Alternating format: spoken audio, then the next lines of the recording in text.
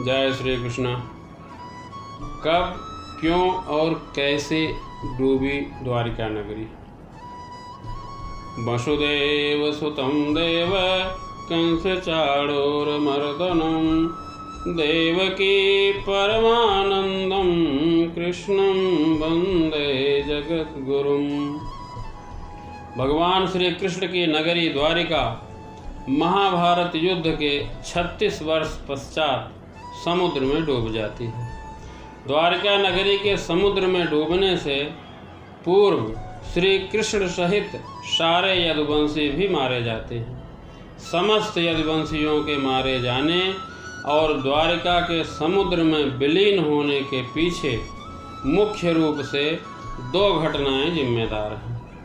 एक माता गांधारी द्वारा श्री कृष्ण को दिया हुआ श्राप और दूसरा ऋषियों द्वारा भगवान श्री कृष्ण पुत्र शांब को दिया गया श्राप। महाभारत के युद्ध की समाप्ति के बाद जब युधिष्ठिर का राज तिलक हो रहा था, तब कौरवों की माता गांधारी ने महाभारत युद्ध के लिए भगवान श्री कृष्ण को दोषी ठहराते हुए श्राप दिया कि जिस प्रकार कौरवों के वंश का नाश हुआ है, ठीक उसी प्रकार यदुवंश का भी नाश होगा। महाभारत युद्ध के बाद जब 36वां वर्ष आरंभ हुआ तो तरह तरह के अपशगुन होने लगे। एक दिन महर्षि विश्वामित्र, कण्व और देवर्षि नारद आज द्वारिका गए। वहाँ यादव कुल के कुछ नवयुवकों ने उनके साथ परिहास करने को सोचा। वे भगवान श्री कृष्ण पुत्र शांब को स्त्री वेश में ऋषियों के पास ले गए और कहा कि ये स्त्री गर्भवती है, इसके गर्भ से क्या उत्पन्न होगा। ऋषियों ने जब देखा कि यह युवक हम लोगों का अपमान कर रहा है, तो क्रोधित होकर उन्होंने श्राप दिया कि श्री कृष्ण का यह पुत्र वृषणी और अंधक वंशी पुरुषों का नाश करने के लिए एक लोहे का मूसल उत्पन्न करेगा, जिसके द्वारा तुम जैसे क्रूर और क्रोधी लोग अपने समस्त कुल का संहार करोगे। उस मूसल के प्रभाव से केवल भगवान श्री कृष्ण और बलराम जी ही बच पाएंगे। श्री भगवान को जब यह बात पता चली तो उन्होंने कहा कि यह बात अवश्य सत्य होगी। मुनियों के श्राप के प्रभाव से दूसरे दिन ही शांब ने मूसल उत्पन्न किया। जब यह बात राजा उग्रसेन को पता चली तो उन्होंने उस मूसल को चुराकर समुद्र में डलवा दिया। इसके बाद राजा उग्रसेन व श्री कृष्ण जी ने नगर में घोषणा करवा दी कि आज से कोई भी वृषणी व अंधक वंशी अपने घर में मदिरा तैयार नहीं करेगा।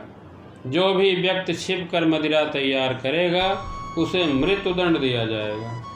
घोषणा सुनकर द्वारिका वासियों ने मदिरा न बनाने का निश्चय कर लिया। इसके बाद द्वारिका नगरी में भयंकर अपशगुन होने लगे। प्रतिदिन आंधी चलने लगी। चूहे इतने बढ़ गए कि रास्ते पर मनुष्यों से ज़्यादा चूहे दिखाई देने लगे। रात में सोए हुए मनुष्यों के बाल और नाखून कुतर डालते थे। सारस, उल्लू की आवाज़ और बकरे गीदड़ों की आवाज़ निकालने लगे। गायों के पेट से गधे, कुत्तियों से बिलाव और नेवलियों के गर्भ से चूहे पैदा होने लगे। उस समय यदुवंशियों को पाप करते शर्म नहीं आती थी। जब भगवान श्री कृष्ण जी ने नगर में होते हुए इन अपशगुनों को देखा तो उन्होंने सोचा कि कौरवों की माता गांधारी का श्राप सत्य होने का समय आ गया है।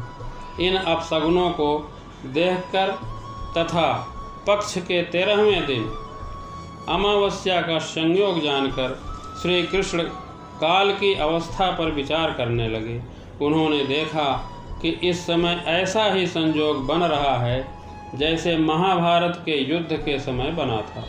गांधारी के श्राप को सत्य करने के उद्देश्य से श्री कृष्ण ने यदुवंशियों को तीर्थ यात्रा करने की आज्ञा दी। भगवान श्री कृष्ण की आज्ञा से सभी राजवंशी समुद्र के तट पर प्रभास तीर्थ आकर निवास करने लगे। प्रभास तीर्थ में रहते हुए एक दिन जब अंधक व विष्णुवंशी आपस में बात कर रहे थे, तभी सात्यकी ने आवेश में आकर कृतवर्मा का उपहास व अनादर कर दिया। कृतवर्मा ने भी कुछ ऐसे शब्द कहे तो सात्यकी को क्रोध आ गया और उसने कृतवर्मा का वध कर दिया। यह देख अंधक वंशियों ने सात्यकी को घेर लिया और हमला कर दिया। सात्यकी को अकेला देख श्री कृष्ण जी के पुत्र प्रद्युम्न उसे बचाने दौड़े। प्रद्युम्न अकेले ही अंधक वंशियों से भिड़ गए, परंतु संख्या में अधिक होने के कारण वे अंधक वंशियों को पराजित नहीं कर पाए और अंत में उनके हाथों मारे गए। अपने पुत्र और सात्यकी की मृत्यु से क्रोधित होकर भगवान श्री कृष्ण ने एक मुट्ठी एरका घास उखाड़ ली। हाथ में आते ही वह घास वज्र के समान लोहे का मूसल बन गई। उस मूसल से श्री भगवान सभी का वध करने लगे। जो कोई भी वह घास उखाड़ता वह भयंकर मूसल में बदल जाती। ऐसा ऋषियों के श्राप के कारण हुआ था। उन मूसलों के एक ही प्रहार से प्राण निकल जाते थे। उस समय काल के प्रभाव से अंधक, भोज, सिनी और वृषवंश के वीर मूसलों से एक दूसरे का वध करने लगे। यदुवंशी भी आपस में लड़ते हुए मरने लगे। भगवान श्री कृष्ण के देखते ही देखते शांब, चारुदेष्ण, अनिरुद्ध और गद की मृत्यु हो गई। फिर तो श्री कृष्ण और भी क्रोधित हो गए और उन्होंने शेष बचे हुए वीरों का संहार कर डाला। अंत में केवल भगवान के सारथी दारुक ही शेष बचे थे। भगवान श्री कृष्ण ने दारुक से कहा कि तुम तुरंत हस्तिनापुर जाओ और अर्जुन को पूरी घटना बताकर द्वारिका ले आओ। इसके बाद भगवान श्री कृष्ण बलराम को उसी स्थान पर रहने का कहकर द्वारिका लौट गए। द्वारिका आकर श्री भगवान ने पूरी घटना अपने पिता वसुदेव जी को बता दी। भगवान ने वसुदेव जी से कहा कि आप अर्जुन के आने तक स्त्रियों की रक्षा करें। इस समय बलराम जी वन में मेरी प्रतीक्षा कर रहे हैं, मैं उनसे मिलने जा रहा हूँ। जब श्री कृष्ण जी ने स्त्रियों के रोने का विलाप सुना तो उन्होंने सांत्वना देते हुए कहा कि शीघ्र ही अर्जुन द्वारिका आने वाले हैं, वे ही तुम्हारी रक्षा करेंगे। ये कहकर श्री कृष्ण जी बलराम जी से मिलने चल पड़े। वन में जाकर श्री कृष्ण जी ने देखा कि बलराम जी समाधि में लीन हैं। देखते ही देखते उनके मुख से सफ़ेद रंग का बहुत बड़ा सांप निकला और समुद्र की ओर चला गया। उस सांप के हजारों मस्तक थे। समुद्र ने स्वयं प्रकट होकर भगवान शेषनाग का स्वागत किया। बलराम जी द्वारा देह त्यागने के बाद भगवान श्री कृष्ण उस सूने वन में विचार करते हुए घूमने लगे। घूमते घूमते वे एक स्थान पर बैठ गए और गांधारी द्वारा दिए गए श्राप के बारे में विचार करने लगे।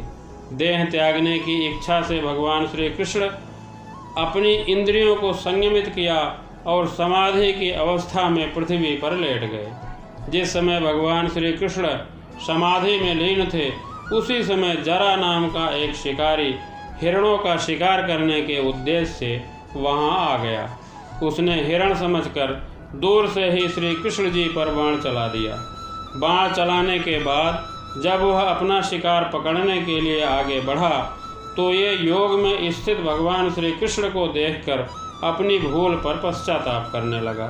तब भगवान श्री कृष्ण उसे आश्वासन देकर अपने धाम चले गए। आकाश में पहुँचने पर इंद्र, अश्विनी कुमार, रुद्र, आदित्य, वसु, मुनि आदि सभी ने भगवान का स्वागत किया। इधर दारुक ने हस्तिनापुर जाकर यदुवंशियों के संहार की पूरी घटना पांडवों को बता दी। अर्जुन तुरंत ही वसुदेव जी से मिलने के लिए द्वारिका चल दिए। श्री कृष्ण जी की रानियां अर्जुन को देखकर रोने लगी। उन्हें रोता देखकर अर्जुन भी रोने लगे और भगवान श्री कृष्ण जी को याद करने लगे। इसके बाद अर्जुन वसुदेव जी से मिले। वसुदेव जी अर्जुन को श्री कृष्ण का संदेश सुनाते हुए कहा कि द्वारिका शीघ्र ही समुद्र में डूबने वाली है, अतः तुम सभी नगरवासियों को अपने साथ ले जाओ। वसुदेव जी की बात सुनकर अर्जुन ने दारुक से सभी मंत्रियों को बुलाने के लिए कहा। मंत्रियों के आते ही अर्जुन ने कहा कि मैं सभी नगरवासियों को यहाँ से इंद्रप्रस्थ ले जाऊंगा, क्योंकि शीघ्र ही इस नगर को समुद्र डुबो देगा। अर्जुन ने कहा कि आज से 7वें दिन सभी लोग इंद्रप्रस्थ के लिए प्रस्थान करेंगे। अर्जुन ने उस दिन की रात भगवान श्री कृष्ण के महल में बिताई। अगली सुबह श्री कृष्ण जी के पिता वसुदेव जी प्राण त्याग दिए। अर्जुन ने विधि विधान से उनका अंतिम संस्कार किया। वसुदेव जी की पत्नियां देवकी, भद्रा, रोहिणी व मदिरा भी चिता में जलकर सती हो गईं। इसके बाद अर्जुन प्रभास तीर्थ में मारे गए समस्त यदुवंशियों का अंतिम संस्कार किए। 7वें दिन अर्जुन ने श्री कृष्ण जी के परिजनों तथा सभी नगरवासियों को साथ लेकर इंद्रप्रस्थ की ओर चल दिए। उन सभी के जाते ही द्वारिका नगरी समुद्र में डूब गई। जय श्री कृष्ण।